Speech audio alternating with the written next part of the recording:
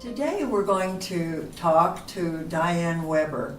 Dianne and her husband Gary have been here at Epworth a short time, about 4 months. With their smiling faces and their openness, I know many of you have already met them. But there's more to Dianne than that beautiful smile, and I want her to tell you a little bit more about her story. So let's start at the beginning.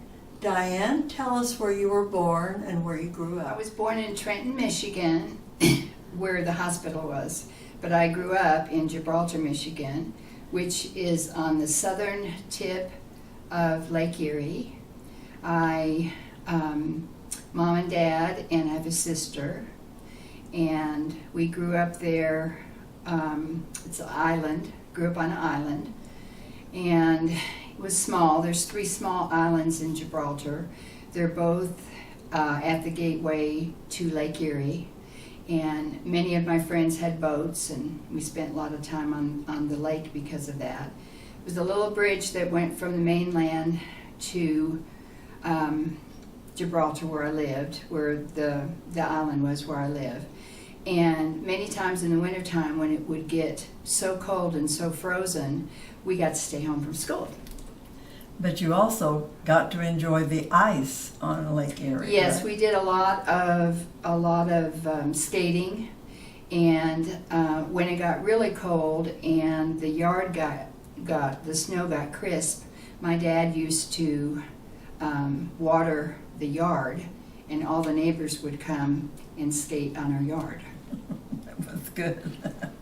Well, how did you come to Oklahoma? I understand there was a dare. Someone dared you? Yes, my first intention was to go into the Air Force, but there was a lot of qualification involved in that. My dad was in the Air Force, and I thought that would be a good thing to follow in his footsteps.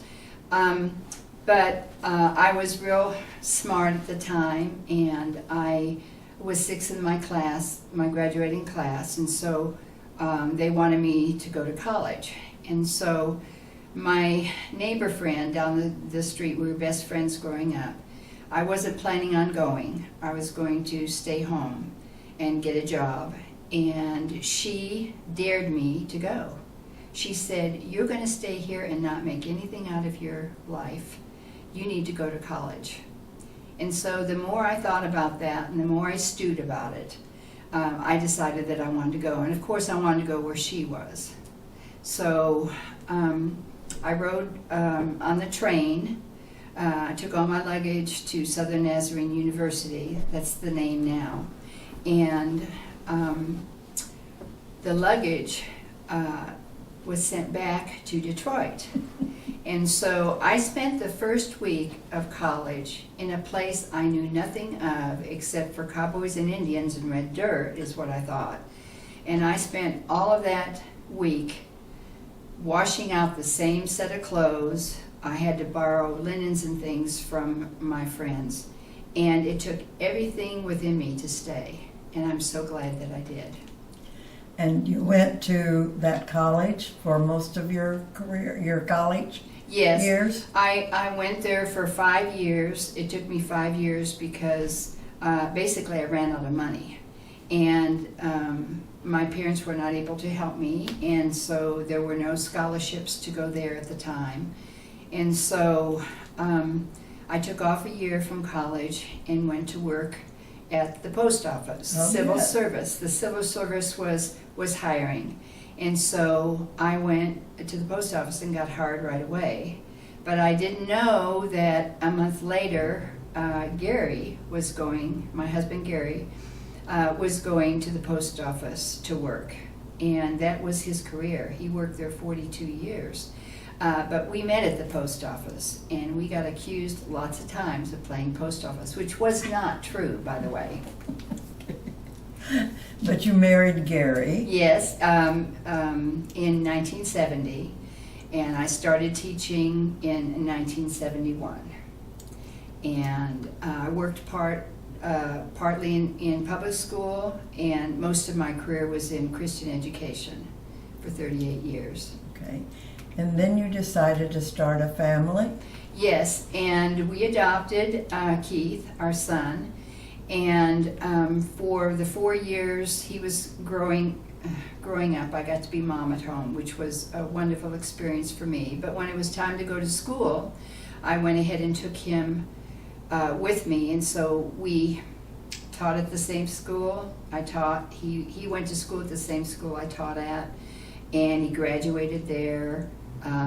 Went on to college at UCO, graduated from there, and so we just felt really blessed that we were able to be at the same school. And tell your favorite grade to teach in Well, my favorite grade is kindergarten. I taught 31 years out of my 38-year career in kindergarten, and I taught the other 7 in pre-K. Totally different, but I really, really enjoyed it, and I had lots of wonderful opportunities in my teaching career. One of them was to pilot the all-day kindergarten program. At that time, many moms were ready to go back to work, and they wanted their kids in school all day. And so we started with 1, and the next year we had 4. So I was very blessed to be part of that. I really enjoyed piloting it and getting it ready for the school I was teaching at. And Dianne, you told me one of the things that achievement that you're proud of was that ripple effect. Can you explain the ripple effect? Yes, I stayed there all those years, and so a lot of the children I taught, I got to teach their children. And so OCS became a school at that time, a school for children's children. That's what they advertised it as, because of the opportunity that I had to be there as long as I was. Well, you've had some interesting times in your life. And I know you played it down, but you were Teacher of the Year, you said, only at Walmart. Yes. But you were Teacher of the Year. And I know that you told me that when you go to grocery stores or whatever, you're hugged by adults and children alike. Right? Yes, it's a very nice experience. I do get to go back to school sometimes. I did lunch duty a couple weeks ago. Oh my, what an experience. And I got to see a lot of the kids that I taught. That was really fun. Well, one funny incident in your life, and I hope you will tell us about it, was your experience with the billy goat.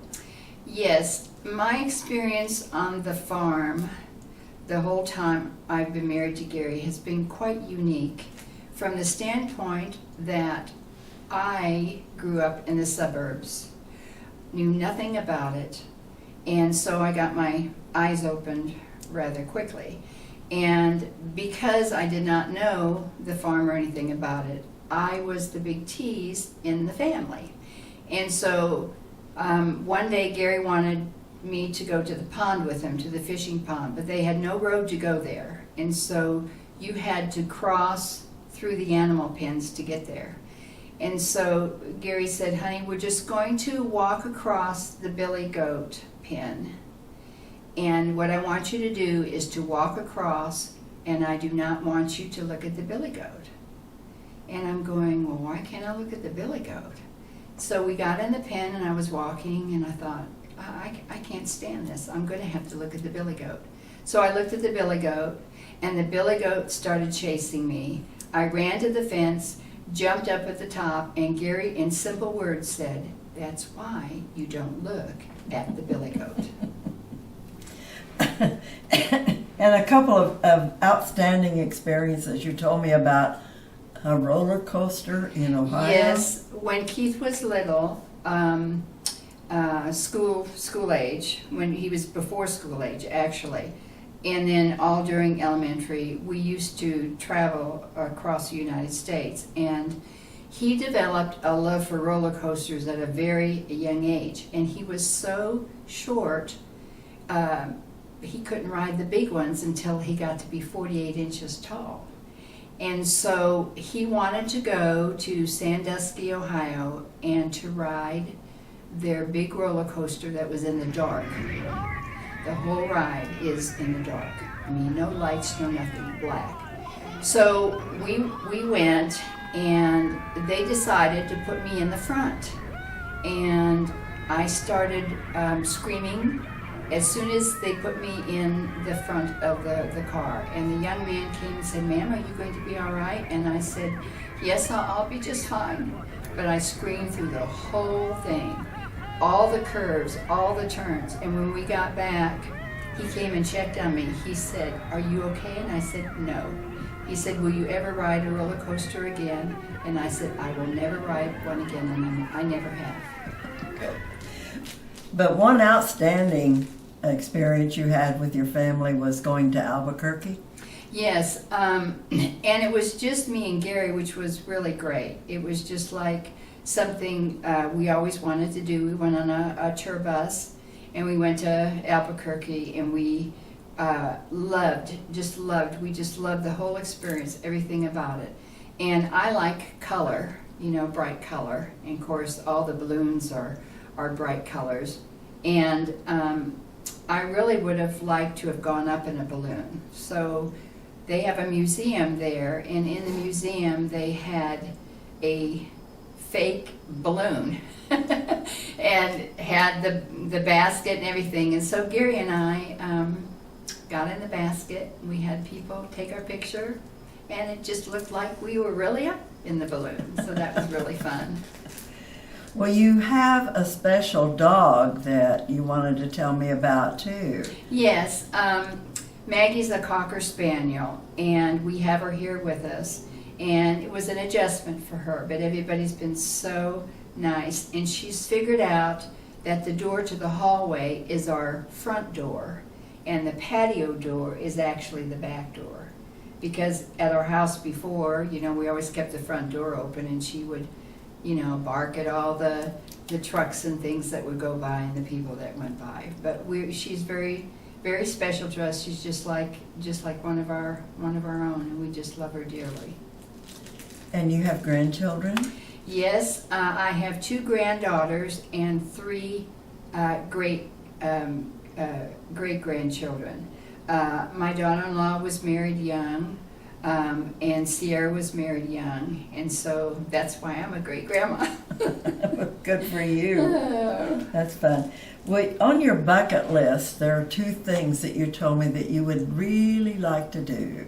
Yes, and we have always wanted to take a cruise, but I was not interested in going on cruises to the Caribbean or where it was warm, because my mother lived in Florida with her husband. My dad lived in Michigan.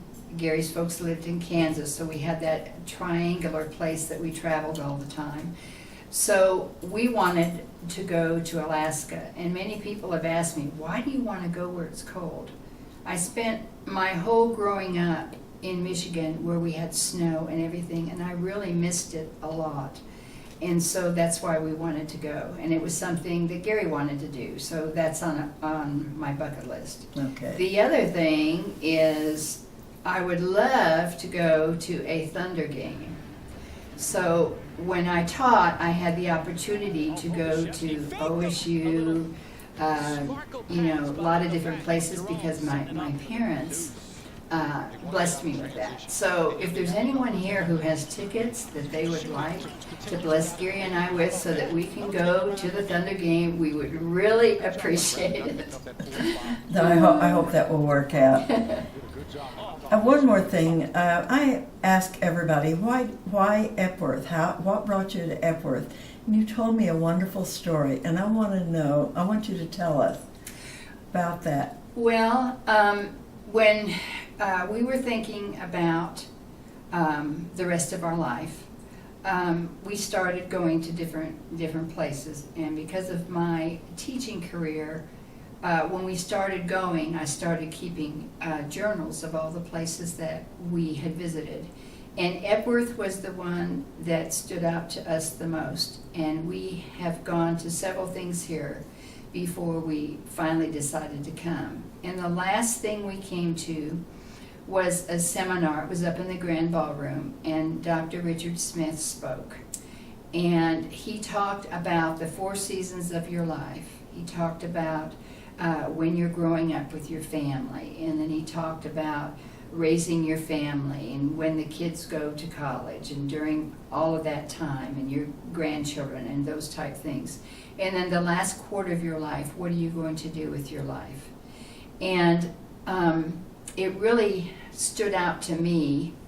It was just like, I don't want to say a bolt of lightning, but it was just a stark understanding about, well, what are we going to do with the rest of our life? And it wasn't long after that that the marketing had called us and had said that they had an apartment that they thought we might like, even though we had seen lots of apartments.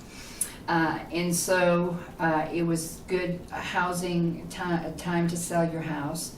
And so Gary and I thought we'd just come look at it. And a week later, we had our apartment.